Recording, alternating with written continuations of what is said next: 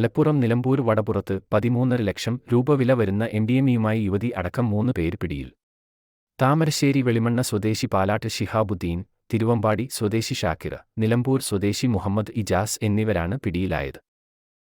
കാറിൽ കടത്തുകയായിരുന്ന 265 ഗ്രാം MDMAയാണ് ഇവരിൽ നിന്നും കാളികാവ് എക്സൈസ് ഇൻസ്പെക്ടറുടെ നേതൃത്വത്തിലുള്ള സംഘം കണ്ടെടുത്തത്.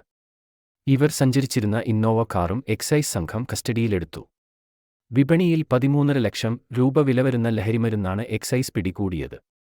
ചില്ലറ വിൽപ്പനക്കാർക്ക് ലഹരിമരുന്ന് എത്തിച്ചു നൽകുന്ന സംഘത്തിൽപ്പെട്ടവരാണ് ഇവരെന്ന് എക്സൈസ് പറഞ്ഞു. കൂടുതൽ വാർത്തകൾക്കായി ചാനൽ സബ്സ്ക്രൈബ് ചെയ്യൂ.